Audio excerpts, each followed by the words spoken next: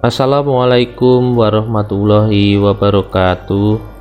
Kita bertemu di pembelajaran geografi kelas 11 khusus untuk pembahasan jalur perdagangan dan poros maritim.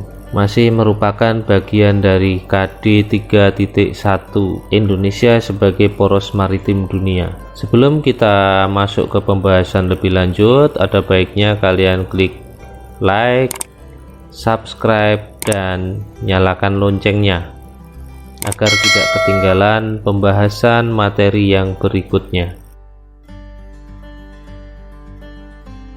Untuk pembahasan kali ini, materi kita adalah memahami kondisi wilayah dan posisi strategis Indonesia sebagai poros maritim dunia. Tujuannya adalah agar kalian mampu menjelaskan jalur-jalur transportasi di Indonesia, terutama transportasi laut, mengidentifikasi jalur perdagangan internasional, mengidentifikasi potensi sumber daya laut di Indonesia, dan menganalisis pengelolaan sumber daya kelautan di Indonesia. Sebagaimana kita ketahui, posisi Indonesia yang berada di antara dua benua dan di antara dua samudra adalah sebuah posisi yang sangat menguntungkan dan sangat strategis. Indonesia merupakan sebuah negara kepulauan dengan 75% wilayahnya berupa laut. Secara otomatis, Indonesia sejak zaman dahulu merupakan sebuah negara maritim yang menggantungkan jalur perdagangannya pada jalur laut. Hal ini dimulai sejak zaman kerajaan, mulai dari Kerajaan Sriwijaya, Kerajaan Majapahit,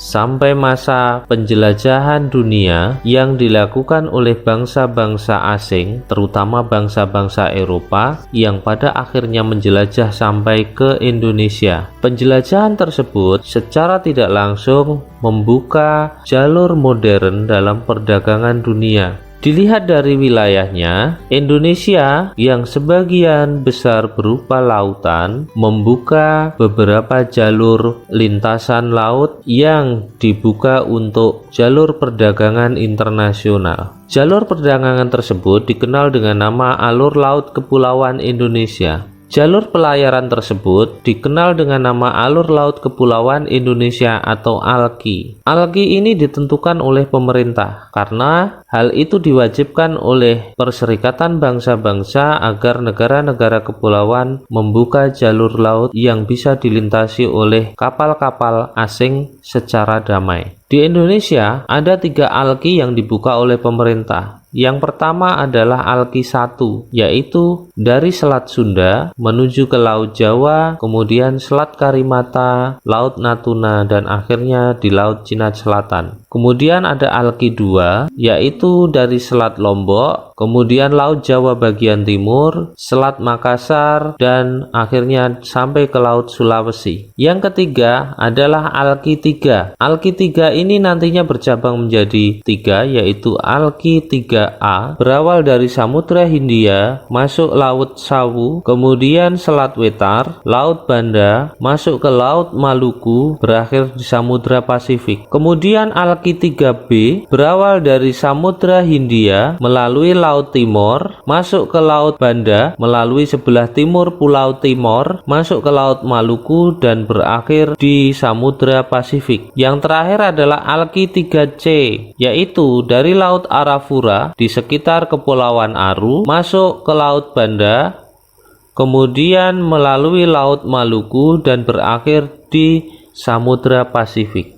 Selain ketiga ALKI tersebut, Indonesia juga mempunyai jalur yang sangat ramai, tetapi jalur tersebut tidak sepenuhnya dimiliki oleh Indonesia karena berbagi dengan negara tetangga. Jalur tersebut adalah Selat Malaka yang memanjang mulai dari Aceh sampai ke Singapura. Selain Selat Malaka, ada juga titik strategis lain, yaitu adalah Selat Sunda yang merupakan titik masuk ke ALKI 1, kemudian Selat Lombok yang merupakan titik masuk ALKI 2 dari Samudra Hindia, dan Selat Makassar yang menjadi jalur menuju Laut Sulawesi. Dalam upaya menuju sebuah negara yang menjadi poros maritim dunia, pemerintah Indonesia saat ini membuat kebijakan yang dikenal dengan nama tol laut. Tol laut ini bukanlah sebuah jalan raya di atas laut. Tol laut adalah sebuah jaringan pelayaran yang dilayari oleh kapal laut secara rutin dan terjadwal yang menghubungkan beberapa wilayah Indonesia, mulai dari Indonesia Barat sampai ke Indonesia Timur, dari Indonesia bagian utara sampai ke Indonesia bagian selatan, untuk melayani sistem logistik yang diperlukan bagi daerah-daerah tersebut. Sistem logistik ini pada nantinya akan mendukung sektor perdagangan, baik perdagangan berupa barang-barang hasil laut maupun barang-barang hasil dari masyarakat Indonesia. Jaringan tol laut terdiri atas kapal-kapal barang yang melayani pelayaran untuk peti kemas dan kapal-kapal penumpang. Dengan adanya jaringan tol laut ini, tentunya membutuhkan pelabuhan laut yang handal, baik dari segi kapasitas, daya tampung barang maupun penumpang, sistem data dan informasi maupun dokumentasi. Sistem pelayanan tol laut harus memperhatikan kecukupan muatan barang. Sistem tol laut harus memperhatikan kecukupan muatan barang, baik dari Indonesia Barat ke Indonesia Timur maupun sebaliknya, sehingga dalam satu kali perjalanan tol laut tidak ada ruang yang terbuang percuma karena kekurangan muatan. Pelayanan tol laut untuk angkutan peti kemas harus memiliki jadwal pelayaran yang rutin, baik rute, ukuran kapal, maupun waktu pelayaran. Pelabuhan-pelabuhan tol laut ditentukan oleh pemerintah, baik memakai pelabuhan yang sudah ada maupun pelabuhan yang baru dibangun. Pelabuhan-pelabuhan ini ada yang dikenal sebagai pelabuhan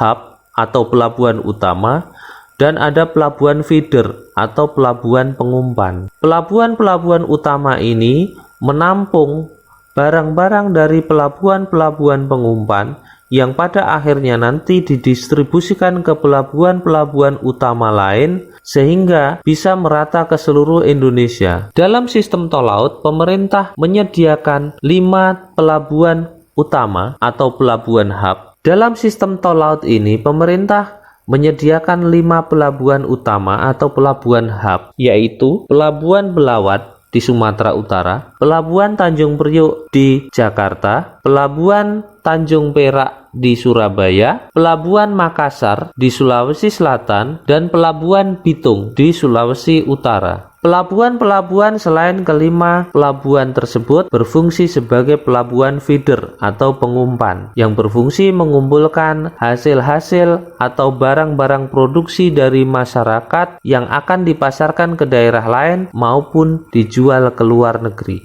Beberapa tujuan dari program tol laut di Indonesia yang dicanangkan pemerintah diantaranya. Yang pertama, untuk memanfaatkan secara maksimal kekayaan sumber daya laut dan perikanan untuk kesejahteraan masyarakat Indonesia. Dengan adanya tol laut, diharapkan distribusi hasil sumber daya laut dan perikanan lebih cepat sampai ke masyarakat dan merata di seluruh Indonesia. Yang kedua, meningkatkan kesejahteraan masyarakat di wilayah pesisir dan pulau-pulau kecil yang selama ini sulit mendapatkan akses terhadap pembangunan. Dengan adanya tol laut dan pelabuhan feeder, maka diharapkan masyarakat yang lebih dekat dengan pelabuhan feeder tersebut akan mudah memasarkan barangnya sehingga dapat dipasarkan ke seluruh Indonesia yang pada akhirnya akan mengangkat kesejahteraan masyarakat. Yang ketiga, memudahkan masyarakat yang tinggal di daerah pesisir dan kepulauan untuk mengakses kota-kota besar. Ini ditandai dengan adanya jaringan tol laut yang melayani penumpang ke seluruh pelabuhan-pelabuhan di Indonesia. Yang kelima, dalam bidang pendidikan akan terjadi pemerataan pendidikan karena anak-anak yang tinggal di pulau kecil dan terpencil mempunyai kesempatan sekolah di kota besar dengan terbukanya jalur transportasi. Yang kelima, menekan ketimpangan harga antara Pulau Jawa dan luar Jawa. Caranya adalah dengan menekan biaya angkut yang sering menjadikan harga-harga berbeda jauh antara Pulau Jawa dan luar Jawa. Sebagian besar perbedaan harga atau ketimpangan harga tersebut disumbang oleh biaya angkut yang relatif mahal, sehingga diharapkan dengan adanya tol laut tersebut maka biaya angkut menjadi lebih murah. Yang keenam,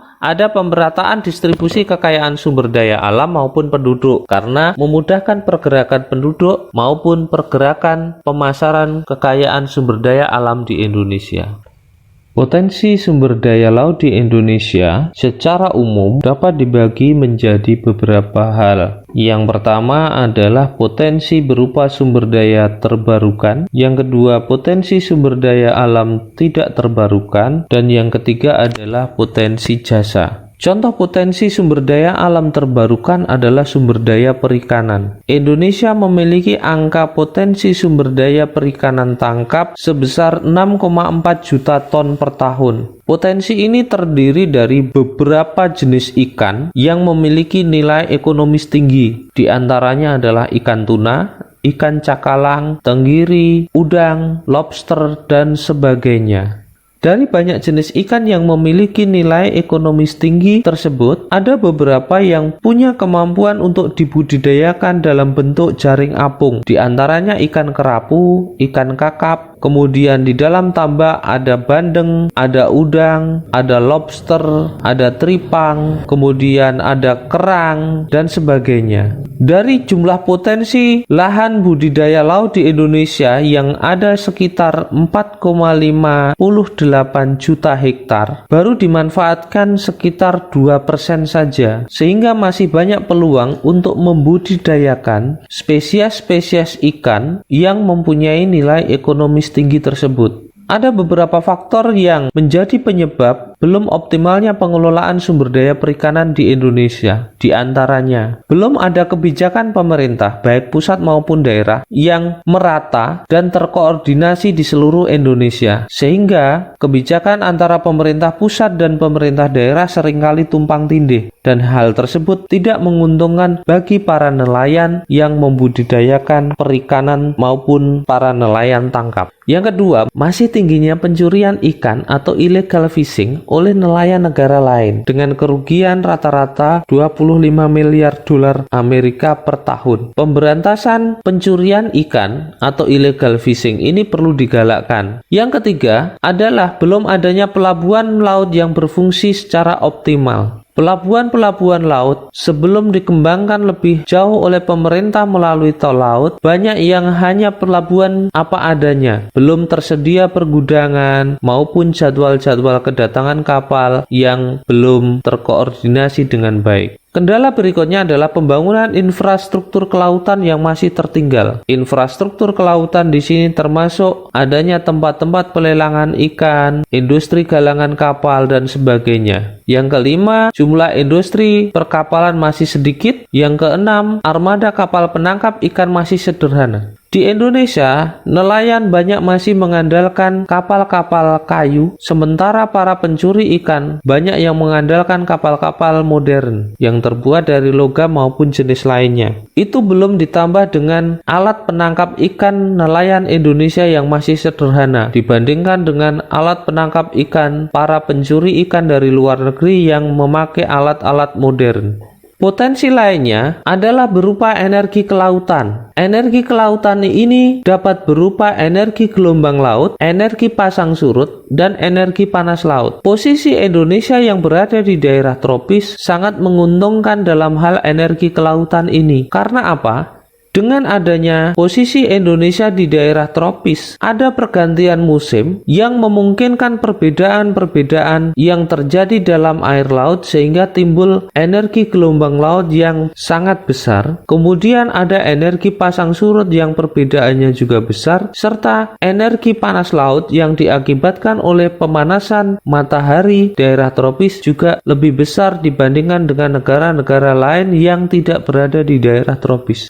Tetapi hal ini juga belum bisa dimaksimalkan pemanfaatannya karena penguasaan teknologi yang dimiliki oleh pemerintah Indonesia masih belum sampai ke tahap yang bagus. Mengenai sumber daya kelautan yang tidak terbarukan, contoh paling mudah adalah minyak dan gas bumi. Ada beberapa tambang minyak di Indonesia yang berada di lepas pantai atau di tengah laut, di mana tambang-tambang tersebut dipakai untuk mengeksploitasi 70% cadangan minyak dan gas bumi di Indonesia. Tambang minyak lepas pantai ini tersebar dari beberapa tempat, mulai dari Sumatera, Laut Jawa, sampai ke perairan di sekitar Papua. Dalam bidang potensi jasa, Laut menyimpan beberapa potensi, di antaranya adalah wisata bahari. Wisata berbasis kelautan ini ada beberapa tempat di Indonesia yang sudah dikembangkan secara modern. Potensi pariwisata di antaranya berupa rekreasi dengan perahu, kapal pesiar, olahraga air, wisata pendidikan, sudah dikembangkan di beberapa tempat dengan baik sehingga bisa menarik wisatawan dari luar negeri maupun dalam negeri dan menghasilkan devisa yang tinggi. Posisi Indonesia yang sangat menguntungkan yang berada di daerah tropis sangat bagus untuk pengembangan daerah wisata yang berbasiskan kelautan. Di antaranya adalah wisata berupa taman laut dengan terumbu karang, wisata selam, wisata pendidikan, sehingga potensi ini harus mendapatkan prioritas utama dalam pemanfaatan sumber daya laut. Potensi yang berupa taman-taman laut dengan terumbu karang, padang lamun, dan ikan hias ini harus dijaga dengan baik. Jangan sampai potensi wisata laut yang sudah ada, yang sudah terkenal sampai ke mancanegara, pada akhirnya rusak karena pemanfaatan yang berlebihan maupun perawatan yang kurang baik. Ataupun juga karena pengambilan ikan secara serampangan, misalnya dengan cara bom ikan, yang pada akhirnya akan mematikan terumbu karang dan merusak potensi wisata kelautan yang ada di daerah tersebut. Ada beberapa tempat yang menjadi daerah tujuan wisata laut. Sebagai contoh misalnya adalah Kepulauan Karimun Jawa, Taman Laut Bunaken, Pulau Derawan, Wakatobi, dan Raja Ampat. Di daerah-daerah tersebut dapat diusahakan pariwisata bahari dengan taman laut sebagai daya tarik utama, kemudian juga didukung dengan daya tarik lainnya sebagai pendukung. Program pengembangan industri pariwisata bahari di Indonesia dapat dilakukan dengan beberapa hal. Yang pertama, dilakukan usaha menyusun standar usaha wisata bahari sehingga setiap usaha wisata bahari mempunyai standar pelayanan yang sama. Yang kedua, meningkatkan pelayanan usaha wisata bahari. Peningkatan pelayanan usaha ini bisa dilakukan dengan pelatihan-pelatihan bagi para pelaku wisata. Yang ketiga, meningkatkan iklim investasi wisata bahari. Dengan membuka iklim investasi pariwisata bahari, maka diharapkan akan terjadi peningkatan jumlah arus wisatawan yang datang ke Indonesia. Yang ketiga, adanya sertifikasi usaha pariwisata bahari.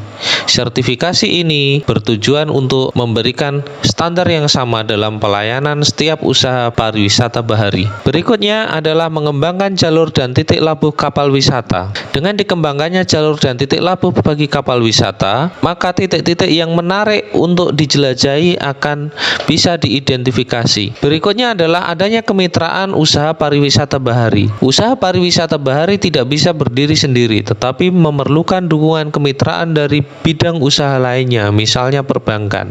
Potensi lain yang ada di Indonesia adalah jasa angkutan laut. Jasa angkutan laut ini mempunyai potensi yang sangat besar di Indonesia karena bentuk negara Indonesia yang berupa kepulauan dengan ribuan pulau.